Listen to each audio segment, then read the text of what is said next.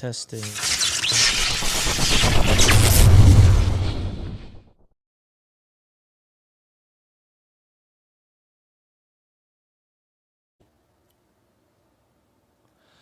What is going on, Knicks fans? And welcome in. The Eastern Conference Finals is right around the corner, folks.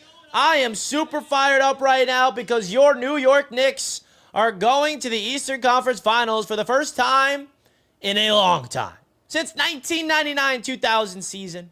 All right, we can celebrate the Boston Celtics series win, but it's time to turn the page and focus on the Indiana Pacers, the next opponent for these New York Knicks, and I am super fired up to bring it to you guys right here on Bleacher Report. Let's get straight into business and preview all things you need to know heading into this Knicks and Pacers Eastern Conference Finals series, all right? As we all know, this is a rematch from last year. The Knicks fell to the Pacers in 7 games after going up 2-0. Right? So what's different from this year to last year? Well, there's a lot of differences you want to bring up between these two teams last year. Number one, the Pacers fully healthy last year, and they're again fully healthy this year. Congratulations. And they did not make a lot of offseason moves, the Indiana Pacers. So their team is relatively the same last year, and their team is really good, and we're going to talk about that. Now, from the Knicks side of things, the Knicks last year against the Pacers compared to the Knicks this year heading into this series, completely different. The Knicks starting 5, for context, heading into Game 7 against the Pacers last year, round 2, was Jalen Brunson, Deuce McBride was starting, Dante DiVincenzo, right? Josh Hart. I mean, it was a very interesting group. OG Anunoby was injured, Mitchell Robinson was injured, the whole team was injured, all right? We did not have OG in the series, didn't have Randall at the time, didn't have a lot of players. But now you look at this Knicks team, it's a completely different force. And what the Knicks just proved to the NBA world is that we can beat anybody. If we can beat the defending world champion Boston Celtics, anything is possible. Now, there's a big difference between this series than the series the Knicks just got over with the Boston Celtics. The Knicks were the heavy underdogs entering that series with the Boston Celtics. They embraced that underdog mindset and went into Boston and stole 2 games on the road, which positioned them to win the series in 6 games. Now, flip it around. The Knicks are the favored to win this series against the Indiana Pacers and are expected to. They have home court advantage. They just beat the Boston Celtics. And most people are picking the Knicks in this series. Now, that's a difference because the Indiana Pacers, I do not want anybody to overlook because they are playing fantastic basketball right now. Fantastic basketball.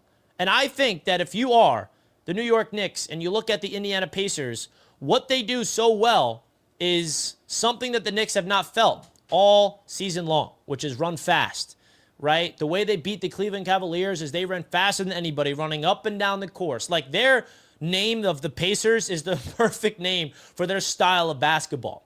Tyrese Haliburton has established himself as a star in this league. They got Siakam. Okay, Miles Turner is one of their unsung heroes for them at the center position that Karl-Anthony Towns is going to have to match up against. The Pacers play well as a team. They're offensively fantastic. Their defense plays together. And the Knicks got to be up for the challenge because I really do think that the team that always goes into this series as the team that's getting counted out, as the road team, they kind of have a chance to steal one of the games on the road. And the Pacers are obviously going to try to steal game 1 or game 2, if not both, of course. And it's up to the Knicks to defend home court, right? For this series, you got to be able to defend home court when you have home court advantage. Because right when and if the Pacers win a game at MSG, home court flips into the road team. And we cannot let that happen. The Knicks are feeling some momentum of blowing out the Boston Celtics on their home floor. The Knicks have not had a dominant win like that in the playoffs since who knows how long it's been, okay? The Knicks have not clinched a series at home in 9 straight series victories. The Knicks usually clinch it on the road. So the Knicks have some momentum. 2 straight wins at home in the playoffs in Game 4 and Game 6. And now the Knicks have 2 straight home games. It is pivotal for the Knicks to go up 2-0. Now, I had this series going 6 or 7 games, honestly. I do not think it's going to be a walk in the park. I don't see the Knicks winning in 4 or 5. The Pacers are very good, and it's going to be a challenge. I could also see both teams winning on the road. Like, I could see the Pacers coming into the Garden and winning a game. I can see the Knicks going into Indiana and winning a game, and this goes 7 games all over again, which will be exciting for the NBA, of course. But what this Knicks team showed me against the Boston Celtics is that they have something that really tests you if you have a heart of a champion, and that is the mental toughness. Okay? The Knicks outworked the Boston Celtics from the mind state of things, right? And what I mean by that is the toughness and the resiliency to fight back from 20 points down on the road back-to-back games is fantastic. Now, remember the narrative when we beat the Celtics those 2 games and then lost the way that we did in Game 3. The Knicks were up 2-1 in the series, and everybody was saying the Celtics got this series, the Celtics are going to win. Games 1 and 2 was a fluke, and the real Celtics are back. Everybody just threw the Knicks out and said, yeah, they're done. They're not going to be able to respond. And when I heard that, I'm like, did you guys not watch this season? Because what my favorite part about this Knicks basketball team is their resiliency, their toughness. They respond to adversity as good as anybody I've ever seen. Whenever somebody has a bad game in the regular season, or say they lose 2 or 3 straight games, they lose some games they're expected to win, and people start clowning the Knicks, they always respond. And when the Knicks lost that game in Game 3, that fueled this basketball team to go out there and play the way that they did in Game 4 to win that basketball game. And then when they got blown out in Game 5 in Boston in the second half, look what was the result in Game 6 at MSG. A complete domination on your home floor, going up 42 points at one point. Okay, so I think this Knicks team does a good job when they're down, right? So even hypothetically the Knicks lose Game 1, I'm not going to be panicking because this Knicks team has shown the ability to bounce back from adversity. And now you go up against this Indiana Pacers team. Like, I want to just remind everybody of the obvious here. The New York Knicks are 4 wins away from the NBA Finals. 4 wins away from representing the Eastern Conference in the NBA Finals. I don't know about you guys, but I've been dreaming about that my entire Knicks fandom life. I'm 27 years old. This is the farthest the Knicks have ever gotten in my lifetime as a fan. I was 2 years old the last time they were in the Eastern Conference Finals. So just to add some context, why you look at Manhattan and you see the fans pour out of the Garden and all the watch parties, and you see them celebrating as much as they're celebrating, it's because of that, right? Some people out there is saying, oh, the Knicks fans are celebrating a round 2 win like it's a championship victory. First of all, if we win the championship, it's not going to look like that. It's going to look even crazier. And number 2, every single Knicks fan is entitled to feel that excitement.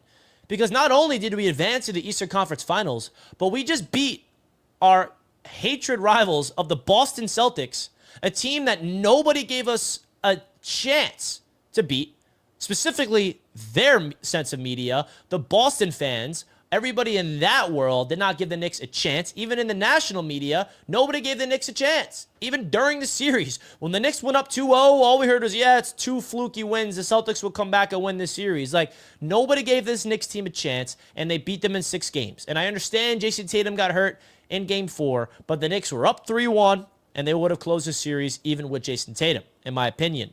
Now, something to note heading into this series with the Pacers. The Indiana Pacers, they're very good, but I really don't think they've been truly tested yet. They beat an injured Milwaukee Bucks team in round 1. They beat an injured Cleveland Cavaliers team in round 2. They versed an injured Knicks team last year in rounds 2. The only time they faced off against a fully healthy team in the playoffs the last 2 years was the Celtics last season. And they got swept, I believe, or in 5, whichever one it was. I forgot. But the reality is, I think this is going to be the biggest test for the Indiana Pacers because I think the Knicks got over their biggest test. And obviously, the pressure's on for the Knicks. So it's like, no, this is the highest pressured moment for the Knicks because this is the series to get into the championship. But I really think we just got through the defending world champions. The confidence of this basketball team should not be should be at its absolute peak. And speaking of confidence, I think the Pacers, their strength is their confidence. I think they feed off each other's energy. I think that they play really fast. I think they have a lot of experience in last year's playoffs that they're like bouncing off of. And I really think that this Indiana Pacers team is out there to prove something. But you evaluate who's the best player left in the playoffs. And I've seen that as a topic on a lot of sports shows. Out of the 4 teams remaining, the Minnesota Timberwolves, Oklahoma City Thunder, New York Knicks, and Indiana Pacers, who's the best player remaining in the NBA playoffs? And I've seen a lot of people say the same thing. Shai Gilgeous-Alexander is the best basketball player. He's about to win MVP. But Jalen Brunson is playing the best basketball in the playoffs, which means everything. And I'm here to remind everybody that Jalen Brunson is doing something that is off the charts. He has been the best NBA player in the playoffs the last 3 years, averaging 30 points per game. And I've never had so much more confidence in a player in my life on the Knicks than Jalen Brunson. And you should feel the same way, Knicks fans, which is why going into Game 6 against the Celtics, I was obviously nervous, but then I thought to myself, we got Jalen Brunson. Like, he's not going to let us lose. Like, Jalen Brunson's name is about to be etched in stone as one of, if not, the greatest Knick ever, if he can come through with the championship. But he's already being talked about as one of the best Knicks of all time. Top 3. People are saying he surpassed Carmelo Anthony already in Knick all time, which I agree with. And right now, I'm wearing a Walt Clyde Frazier shirt. You could argue Walt Clyde Frazier is the best Knick of all time. And if Jalen Brunson gets a championship with the Knicks, I think there's a real argument to be had that he surpassed Clyde. Now, long way to go. I know I'm looking ahead here, but you can taste it. These things now don't sound delusional. Knicks fans, you can put your head on your pillow at night and dream about winning a championship and not feel delusional. You can go on social media and say, my New York Knicks are championship contenders and not get laughed at. Do you remember the times where we would think those things and get laughed at? When we assembled a super team of Carmelo Anthony and Joakim Noah and Derrick Rose and Courtney Lee and Brandon Jennings. Like, that was a team that we had to convince ourselves that we're going to be any good. Like, no, those days are done. We have a legit organization that Dolan, our owner, deserves a lot of credit of hiring Leon Rose. Leon Rose going out there and hiring a great coach in Tom Thibodeau that Knicks fans got to start respecting after this, in my opinion. And then the roster assemble of trading for OG, trading for Cat, trading for Bridges, trading for Josh Hart, signing Jalen Brunson. I mean, it's been awesome. It really has been awesome to watch. And I think that you look at what the strengths are with this Knicks basketball team, it's what really shows that they're capable of anything, and that's the clutch. We have the best player in the NBA right now in the clutch. And if you can get these games to be tight with 5 minutes left to go in the fourth quarter, we have the best player in the NBA in the clutch in Jalen Brunson. Not to mention, Mikal Bridges has been playing like the clutch player of the year on the defensive side of the floor in the playoffs. I mean, you talk about the game-winning steal in Game 1, the game-winning steal in Game 2 against Boston. The guy is lights out in the clutch on the defensive side of the ball. So you mix all that in, I think that the pressure obviously is on both teams because the Pacers, they've never won an NBA championship in their franchise history. The Knicks haven't won one since 1973. Both cities are starving for a championship. Of course, Jalen Brunson's looking for his first ring. Tyrese Haliburton's looking for his first ring, like Karl Anthony Towns. It's just a fight of two teams on the rise, and get used to this because the Pacers and the Knicks are not going anywhere. The Pacers, I think, are only going to get better after the season. The Knicks are only going to get better after the season. And this is going to be a rivalry to watch for the next, 3 to 5 years, man. And as a basketball fan and as a Knicks fan, I am enjoying every single second of it. Now, you look at the matchups and how this Knicks team matches up against it. You watch the series with the Indiana Pacers and the Cleveland Cavaliers. There's a lot of players in the Pacers that I feel like keeps Knicks fans up at night, right? And the first guy that everybody just cannot stand as a Knicks fan base is the man with the name of T.J. McConnell off the bench. T.J. McConnell, for whatever reason, just is a pesky guy that plays his best ball against the Knicks. But at the end of the day, you got to worry about him and Obi Toppin off the bench. Those are the spark plugs. Andrew Nembhard is another guy that hits big shots in the playoffs, man. He did against the Knicks last year. He was fantastic for the Pacers in the playoffs against the Cavs and the Bucks, right? Miles Turner has been fantastic for them.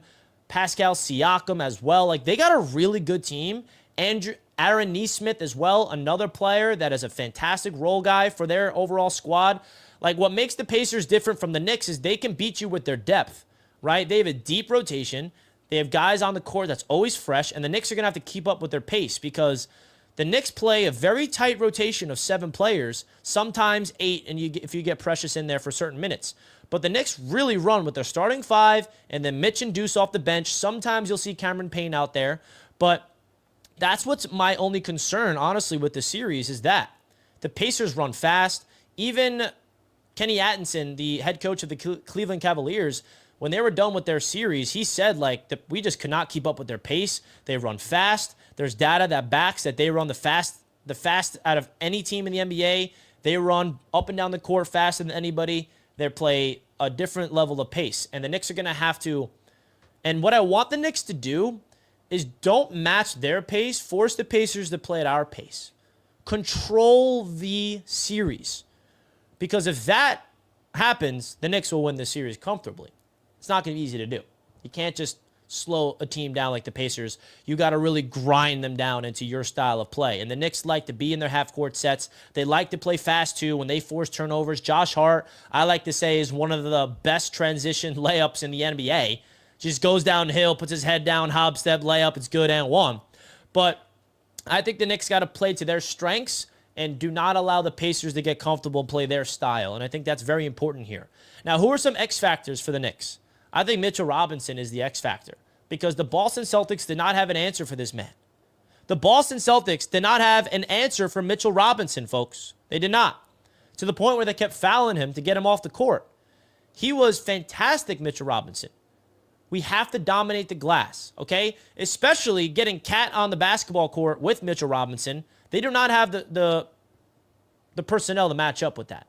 Like Pascal Siakam and Miles Turner against Mitchell Robinson and Cat in the front court, that's not going to work for the Pacers side of things. Absolutely not. They got Thomas Bryant off the bench. Give me a break. Come on. They got to be able to utilize that matchup. But I'm also looking at the Knicks' wings in this matchup. OG Anunoby, Mikal Bridges. I think those two guys are secret weapons. And what I mean by secret weapons is when you think of the Knicks, you think of Jalen Brunson and Karl Anthony Towns. Those are the two stars. And then you got OG, who's the number 3 in Bridge. But, you look at the two wings. That's when the Knicks acquired Mikal Bridges in the summer. And people started seeing the vision okay, this team is being assembled to beat the Boston Celtics. That was my first instinct. You got Jaylen Brown and Jason Tatum to worry about at the wings. Okay, now we got Mikal Bridges and OG Anunoby. We matched up against them pretty well, and we beat them in 6 games. So now we got OG and Bridges, a defensive duo that is at the top of the NBA in the playoffs. The defense is going to make or break this series for us because the Indiana Pacers, they play very fast, like we've talked about, but they can hit their shots, man. When they get into a rhythm, they can score more points than anybody. More points than anybody in the NBA. And you look at their team, it is interesting because they're very balanced. They're a very balanced team. You think of the Pacers, I'm going to give you guys a stat right now. There's not one player on the Indiana Pacers that averages more than 20 points per game in the NBA playoffs. Think of that. There's not one player that averages 20 points for them in the NBA playoffs. Now, we have Jalen Brunson that averages just under 30 a game. But to add context, Pascal Siakam is their leading scorer, 18.8 points per game. Tyrese Haliburton, 17.5 points per game. Miles Turner, 16.5 points per game. Andrew Nembhard, 14.6 points per game. Aaron Nesmith, 14 points per game. And then Benedict Mathurin, 10 points per game. So they got 6 players averaging double figures. And then TJ McConnell and Obi Toppin are right underneath them with 8 points. So they're really deep and they're balanced. They're not relying on one individual to carry the load. And neither are the Knicks. We're not relying only on Brunson. We got Cat, OG, Bridges, and Hart, right? But that's what makes the Indiana Pacers a different animal. It's not like we have to focus on shutting down a Jason Tatum or shutting down a Brown. They got a lot of guys that can beat you, and they like to move the ball. Miles Turner also averages 2.5 blocks per game. The guy leads the NBA in blocks so far in the NBA playoffs, and the Knicks are going to have to be able to get to the rim. And that brings me to my next point. If there was one matchup that I'm looking forward to the most in this entire series, it's Karl Anthony Towns versus Miles Turner. Obviously, the big headline is Jalen Brunson versus Tyrese Haliburton. But going into the big men, they both play very similar. Now, you can argue Cat is the better player in terms of he has a wider skill set. But Miles Turner is a guy that defends the rim better than Karl-Anthony Towns. He's a better defender. He can shoot the ball extremely well from beyond the arc in Miles Turner.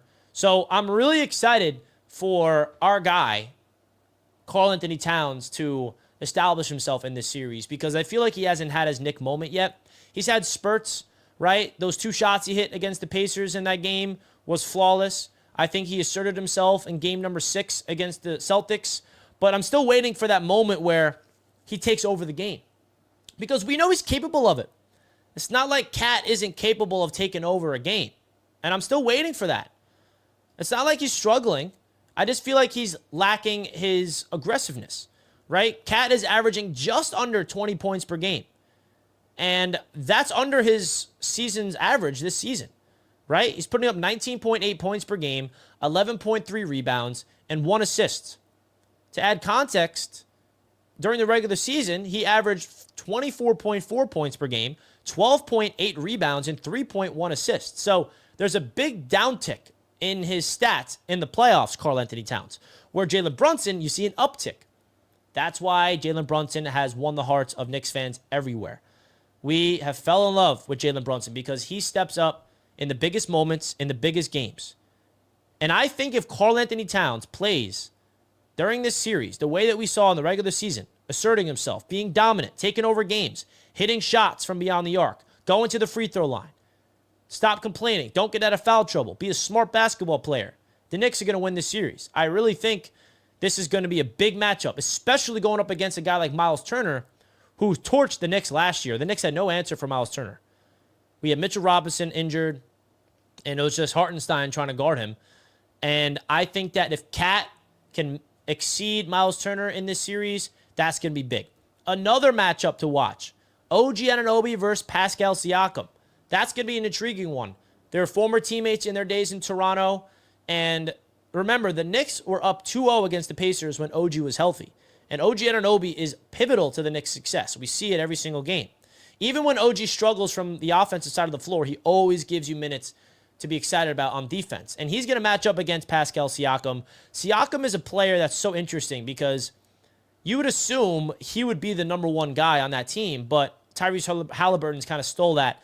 And you're waiting for Siakam to kind of come onto the scene as an all-star. But I feel like OG versus Siakam is interesting because if OG can neutralize Siakam and outplay him offensively, that's another matchup I like in our favor. I think OG Anunoby has unlocked a new layer of his game this season on the offensive side of the floor, being a 3-level scorer, being able to dunk on you, step back middies, hitting his contested threes, catch and shoot, being a downhill player to attack the rim. There's a lot of things about OG that I really love. And I think this is an opportunity for him to match up against his former teammate, Pascal Siakam, and prove who he is in this league. Now, you look at the unsung hero for the Knicks, a player that just does not get enough credit. Like, if you think of one player on the Knicks that does not get the credit he deserves for the type of plays he makes and the impact he has on winning, it's Josh Hart, dude. I mean, you couldn't argue Josh Hart was the most consistent player for the New York Knicks in the entire series against the Celtics, outside of Jalen Brunson, of course. The guy was phenomenal, okay? He led all scorers in the game. Jason Tatum did not have as much points. Neither did Jaylen Brown or Jalen Brunson or Bridge. Like, Jalen Brunson didn't have enough points to even surpass Josh Hart in the game. Josh Hart had a triple-double in Game 6. He gets all the rebounds. Josh Hart is averaging in the playoffs 13.2 points per game, 8.5 rebounds, 5.2 assists, 1 steal, just under a block per game. Like, that is phenomenal. Josh Hart is the heart and soul of this basketball team, no pun intended. He's the unsung hero. He's the glue, in my opinion. Without him, like, he's the one that gets those back-breaking rebounds. He gets those rebounds that break teams. Remember that? He goes up there, crashes an offensive rebound, gives the chance new life, gets those critical defensive rebounds to secure a defensive possession. Love Josh Hart. He pushes the ball in transition. He's tough as nails.